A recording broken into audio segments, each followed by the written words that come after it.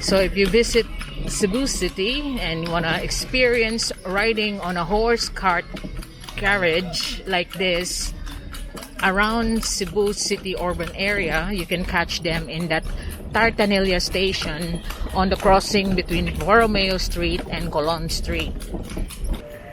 This video is about the station of the horses here in Cebu City. So despite the progress of cars, even buses now, we still retain horse carriages here in the middle of Cebu City Street that all goes to one route going to Patimadolho. So for people that wants to experience the riding on a horse cart, this is where you find it. And the fare, tagpila pliti? 20? The fare is 20 pesos.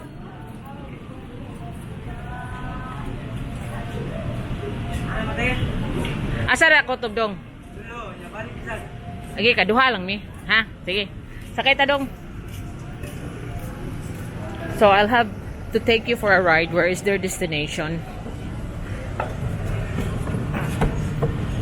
W nang namamaplate dong. Tour lang, tour. Social tour.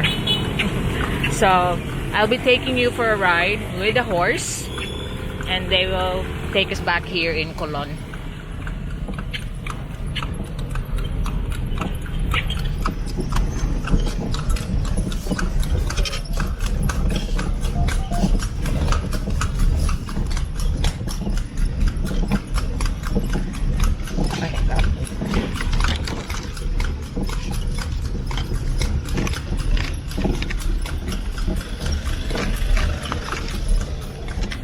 It's a Sunday today, so you can see it's not so busy right now here in downtown Cebu City.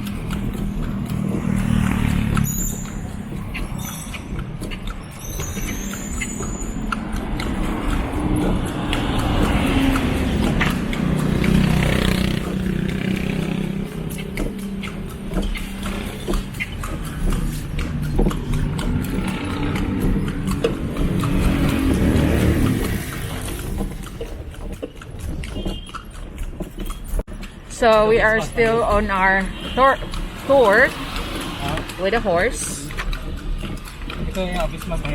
So you pay 20 pesos for one way and then another 20 pesos going back.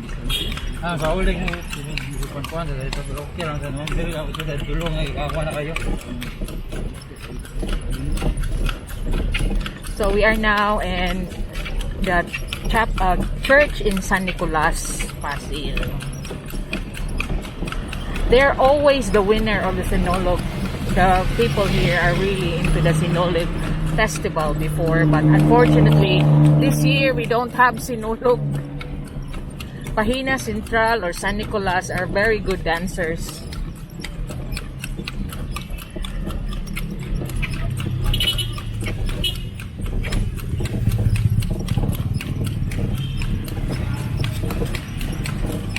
So that's the Cebu City Don Carlos Gotong National High School.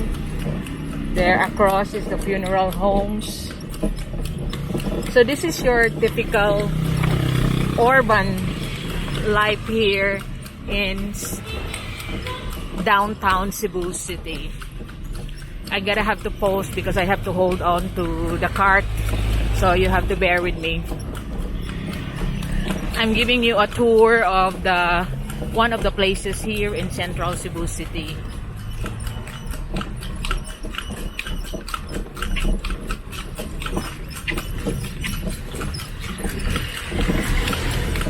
Sige nga na nga street ka? Si Padilla. No? Si Padilla Street, Cebu City. They have a tambayan there for like food court.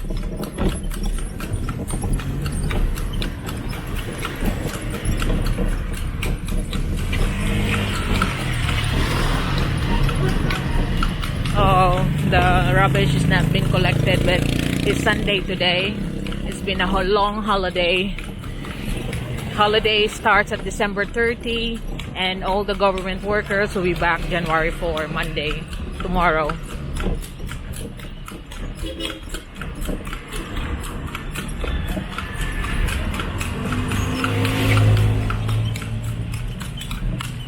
So we are now on Barangay Dulho, Fatima, where these horse carriages are famous for.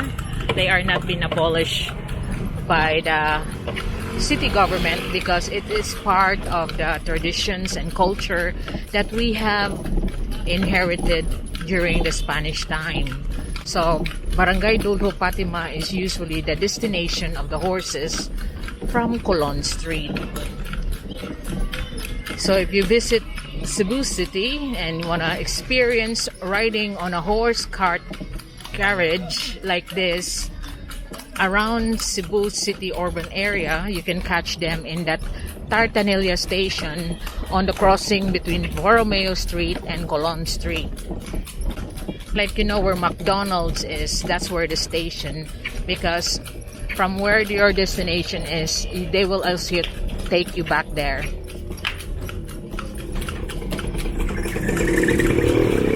So you can see there's also their competition, the tricycles. That's how it looks like here. But still a lot of people will patronize the horse carriages despite the modern ones like that. The tricycle with the motorbikes.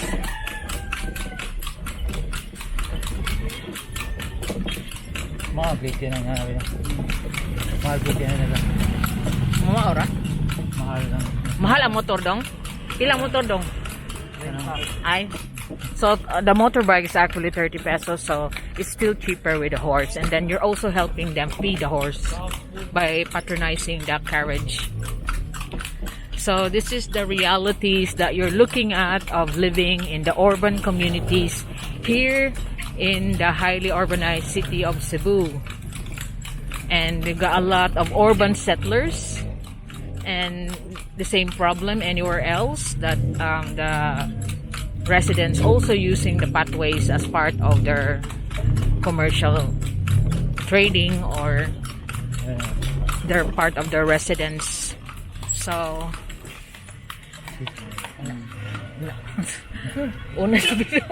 thank you dong.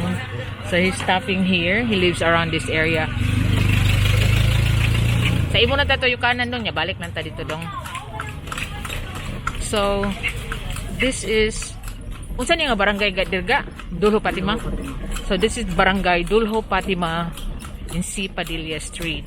And this is the realities of urban living. You gotta be right next door to one another, and a lot of vendors, a lot of noise. Look, music everywhere.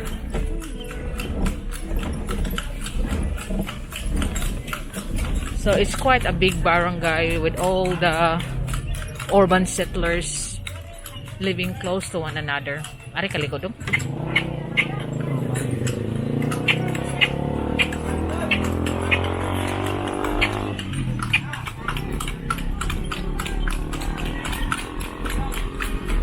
Asa sa nimo itugway ang iro, ang iro naman ang kuan dong kabayo.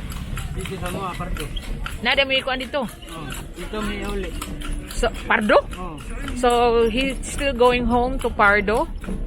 And unsa man yung lisensya ning kabayo? Nasa ni siya lisensya? Wala. Ha? So they have to register each horse. Pila na ni katoy imong kabayo dong? 15. So this horse is already 15 years old. Kakaya pag ni dong. Unsa sila kadugaya mo mabuhi dong? Hindi nila. So inyong kaning gatiman ni kabayuan no.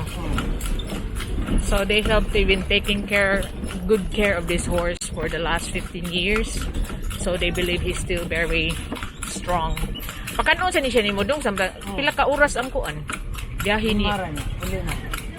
So he only let this horse run for 5 hours and then paimnon. Ikauli na pero karon di siya paimnon. Dawat na sila ni. So they won't let them drink while they're still plying the streets. And he only allows him to work on 5 hours, not more than that, because he don't want the horse to be so tired. Nya ang parehistro niya way bayad kang. Tagpila sad. 100. Ang tuig. Oh. So the registration for the horses and the cart ride is 100 pesos a year. And may inyo sa padayon kakgiran siya gyapon mo dong. Oh. So it's quite a good earning, he said. Say what sad ka? Oh, permit yun. So there's always a passenger because there's only a few of them plying the streets with the horses. O say usually ipakaw na ni sagbot ra dong? Oh, sagbot og kuan sahog. So there he's also giving him special feeds aside from just putting him on the field behind their house. They're also picking up fresh grass for the horse. Pila ka bukid mo kabayo ga? Kanira usa. Because he only got this one horse. Gimana ra sa nini mo dong? Kasi tagian eh. Dili amo ami. Ayun yun sa family gid ni siya. So it's been with the family for 15 years now. It's quite amazing that at this day and age we still be able to ride a tartanilla, the horse cart carriage, even now 2021 in the midst of the central Cebu City.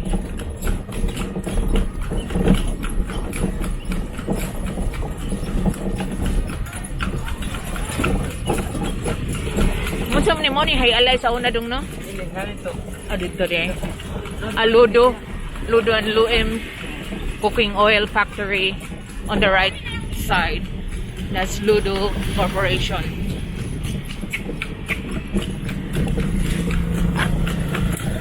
Unsa na diya ga? Mao niya po nilang kuan. Office. Office of Ludo and Luim.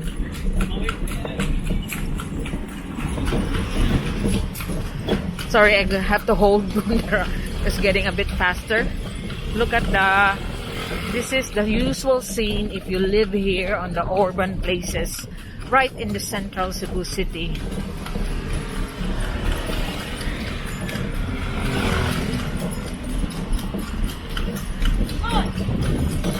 So, unsa ka orasan nag-start kanina dong?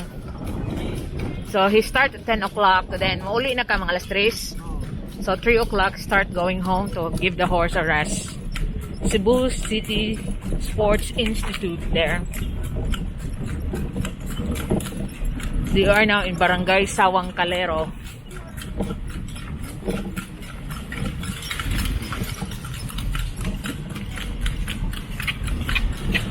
Pasil naman ta dong? No, we're in Pasil. Lagi? Gawa daw mo.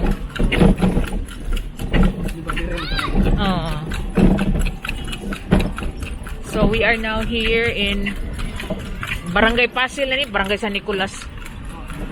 San Nicolas Pasil.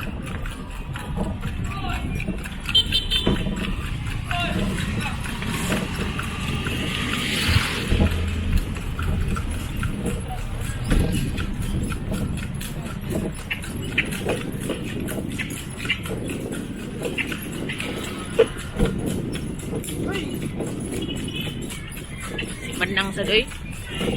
The horse got beating to go on the side because the old lady was on the middle of the road.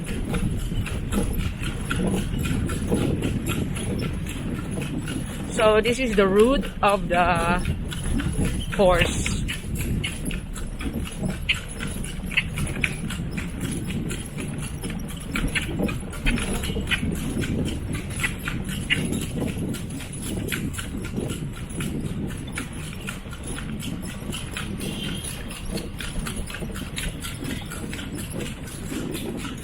So you can see that the roads are getting wider because we're now nearing the Colon Street.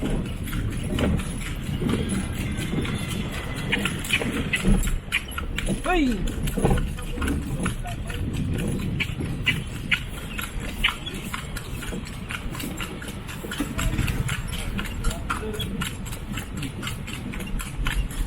So that's the river. Look at him, just throwing the rubbish over.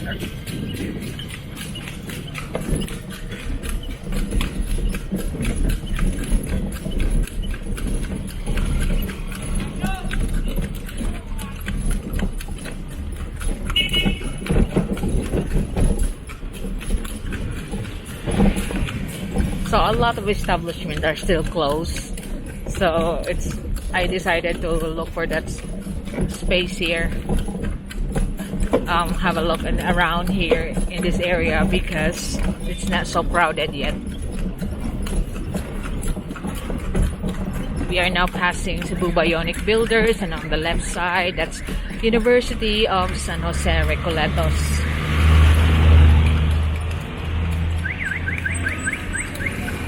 Mahunong basag siya. Ah, so he pulls the horse to make it slow down. That's why he's turning around. We are now beside the, what's this? San Jose Recoletos.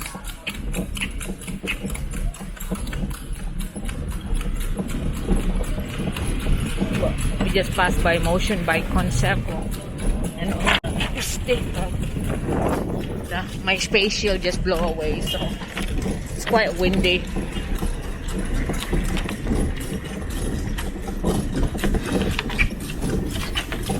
Ari na sa kasluyos lit niya dong.